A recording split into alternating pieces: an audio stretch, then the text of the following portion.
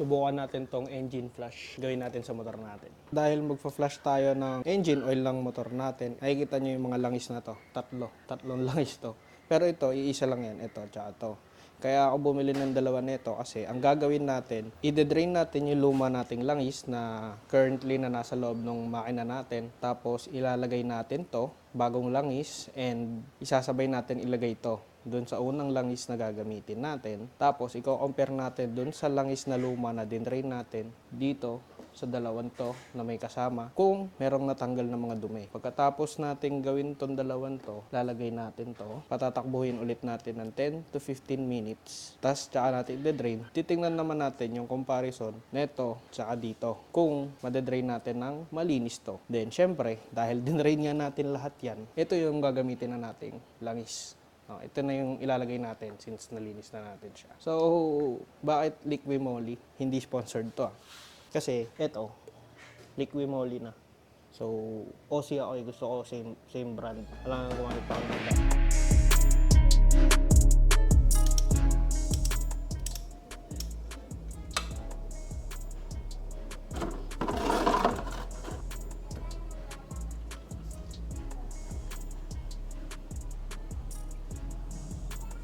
So, ito yung itsura ng strainer natin. Malinis naman. May mga itim-itim. Ewan ko kung makikita nyo yung itim-itim dyan. Ayan. Meron siyang itim-itim. Linisin ko lang din muna to. Habang dinidrain ko yung lumang langis. Yung NMAX natin is 900 ml. Lagyan natin ng 900 ml muna nito. Ito, yung sasamahan natin ng engine flush. Ang instructions para dito is dapat i-add siya sa warm engine. Yan o, add to warm motor oil before oil change. Dahil 80 ml to, bawasan natin ng 80 ml yung 900. Nga pala, kung gusto nyo ma-check kung legit yung nabili nyo na Liqui Moly, check nyo tong QR. So ayan, nasa roughly 820 siya. 820. Tuyo na yung ating strainer. Tsaka nilinis ko na rin. Check natin mamaya kung meron pa tong mga itim-itim. Kasi kanina may mga itim-itim eh.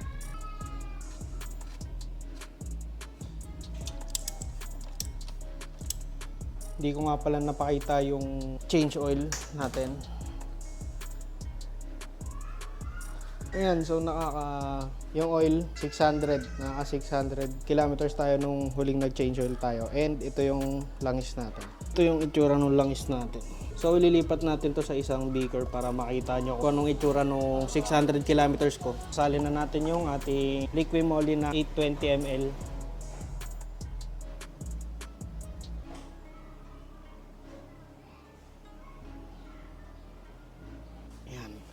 Sasara ko lang to, tapos paandarin natin yung motor. Dahil nga kailangan natin ilagay to ng warm motor oil before oil change, painitin muna natin to kahit mga 2 bars. 2 bars, kahit 2 to 3 bars siguro na temperature, mainit na yon. Tsaka natin ilalagay tong Liqui Moly engine flush shooter.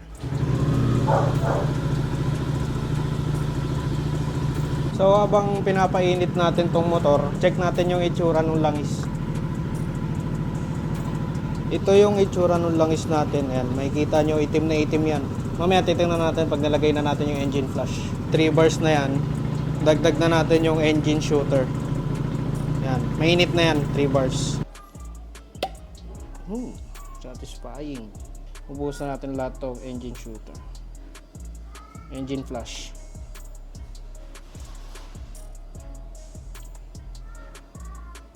ml is sufficient for 0.8 to 2 liters.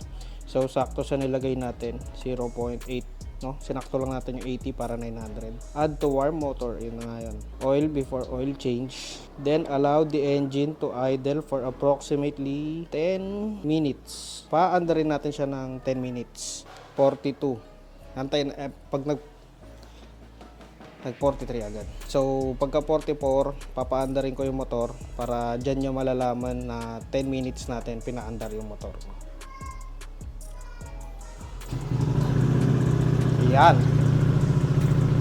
So, pinaandar na natin yung motor. Antayin natin mag 54. 454, tsaka natin siya papatayin, papalamigin natin. Tapos, tsaka natin i-drain yung may engine flush.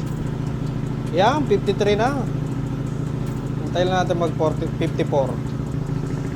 53. Ito na naman yung isa sa pinakamahabang isang minuto ng buhay ko. Ayan, 54. Ayan, pinatay ko na. Palalamigin lang muna natin yung motor natin. Kasi syempre, hindi naman natin dapat buksan pa yon. Mainit pa yon. Baka napaso na lang tayo, no? Tsaka mainit, baka mag-lost thread yung bolt. Hahayaan natin munang bumaba, lumamig. Tapos, tsaka natin ulit i-drain para makita natin yung engine flash. Kung magiging ganito ba yung itsura niya o magiging malapit dito, no? Titingnan natin. Tapos, gagawin ulit natin sa isa pang bagong langis. Ayan, nilinis na ulit natin yung ating pinagdedrainan para at least, di ba, wala yung lumang langis. So, magdedrain na ulit tayo. Tara, drain na natin to. Excited na ako makita. Hindi naman na siguro siya mainit, no? Malaman na lang pag napaso na ako.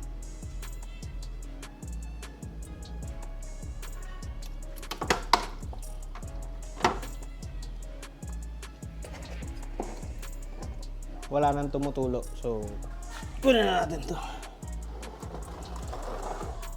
Yung strainer natin, malinis pa din. Pero parang nag-itim na yung langis. Hindi ko pala napakita. Yung strainer, malinis pa rin. Kaya pa rin kanina. Ayan.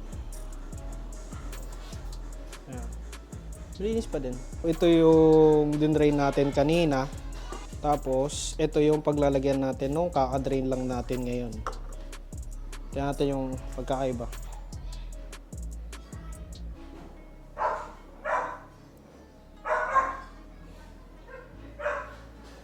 Ito yung din-drain natin kanina. Yung unang drain natin. Ayan, ang kanyang kulay. Ito yung may engine flush. So, ayan yung mga dumi-dumi dun sa loob na napasama dun sa pagde-drain natin ngayon. Makikita nyo, yung nilagay natin kanina, may pagka-brown lang siya. Yung bagong langis, no? So, kumpara natin dun sa bagong langis. Sipin mo, tol. Ito yung nilagay natin kanina. Tumakbo ng pinainit, tapos 10 minutes. Ito yung kinalabasan nung may engine flush. Sa tingin mo, dapat ba magaganyan yan kung walang engine flash? Or dapat konting itim lang, no? Kasi dito eh. So, ang gagawin natin ngayon, maglalagay ulit tayo ng bago. 900 ml na, purong langis. Wala na tong engine flash.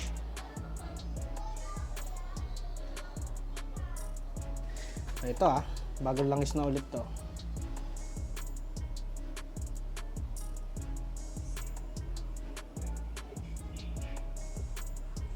Patatakbuhin natin yung motor ngayon ng 15 minutes naman. Kasi kanina, nagpa-warm up pa tayo tapos pinatakbo pa natin siya ng 10 minutes. Ang gagawin naman natin ngayon, patatakbuhin natin siya ng 15 minutes para at least, di ba, medyo halos pantay sila nung nauna nating pinaandar. Hindi ko man sure na 15 minutes talaga yung kanina, pero gawin na natin 15 minutes para at least kahit paano mas matagal natin pa iikutin yung langis sa loob ng makina. Pagka 32, paandarin na natin yung motor para at least sakto natin yung 15 minutes.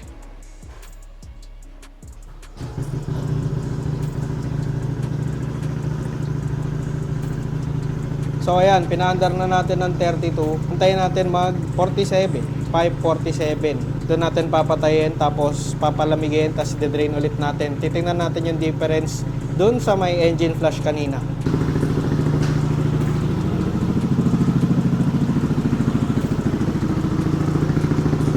Ayan, 47 na pala. So,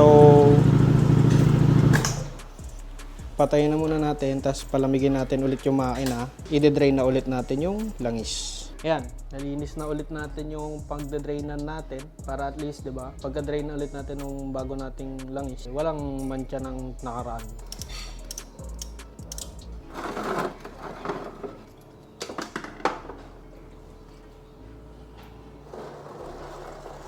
Uy, malinis Linis naman. Kanina, ito yung unang din-drain natin. Yung lumang nating oil. Ito yung may engine flush. Tapos ito, after ng engine flush, lalagay natin. Ating magiging kulay. Ooh, grabe yun. Ito mga tol, oh. Mukhang bago pa yung langis. Ito may engine flush. So, ibig sabihin, ito yung mga dumi na nasa loob ng makina ko kanina. Tapos ito yung huling nilagay natin. Kumbaga parang minumug lang natin siya. Pero wala nang dumi. Yan. Parang, nakikita nyo ba yung itsura nung kanina? Nung bago natin nilagay? Ganito itsura nun. So, ulitin ko mga tol. Ito yung lumang nating langis. Unang dinrain natin. Ito yung pinakauna. Walang kahit na ano. 600 kilometers. Ibig sabihin, 50,000 na kasi yung motor ko. So, siguro ito na yung mga dumi-dumi. Tapos ito, nung nag-engine flush tayo. Halos hindi sila nagkakalayo ng kulay. Hindi sila nagkakalayo. Dark na dark to. Samantalang, ito yung bago. After natin mag-engine flush. Parang bago, pwede pang gamitin.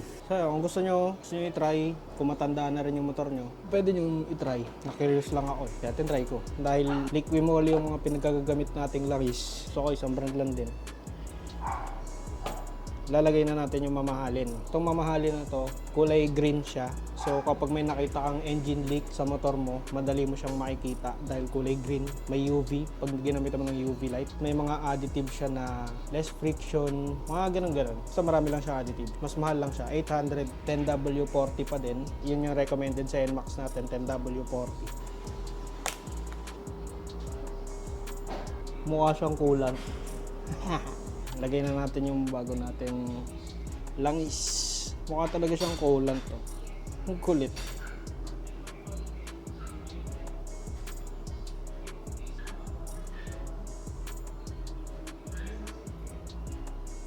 Paanda rin natin, syempre.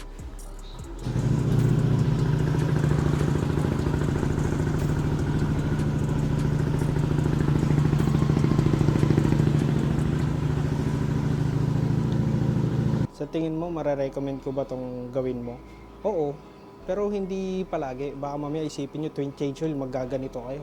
I mean, effective siya. Kita naman, diba? Pero, ibig sabihin, matapang to. Nalilinis niya yun, diba? Parang medyo mapapa-overthink ka rin doon. Siguro pwede mo siyang gawin. Kapag kagaya sa akin, siguro 50K. Na-curious lang kasi talaga ako, kaya ako sinubukan. 50K na yung motor ko, kaya sinubukan ko munang i-ganito. Try. And effective naman. Siguro, di ko naman masasabing 100% linis dahil hindi naman ako nagbubukas ng makina. Sinubukan ko lang kung may malilinis ba. Pwede mo siyang gawin pag matanda na yung motor mo. Yan, 50K, siguro pag nag 100K pa, kung lagi mong gamit talaga yung motor mo.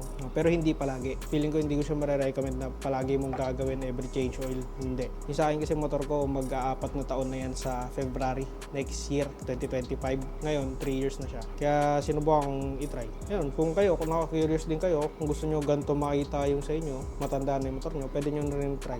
Pero ako, ayan na, tapos na yung curiosity ko. Ayan. So sana sa mga nag-iisip din dyan na baka mamaya madumi na yung motor nila kasi nga matagal na. Ito na yun, try nyo. Wala naman sigurong mawala kahit isang beses lang. No? Ayun lang. Kung gusto nyo bumili ng mga langis, ito, ilalagay ko na lang sa comment sa baba yung link. Sana nakatulong ako sa inyo.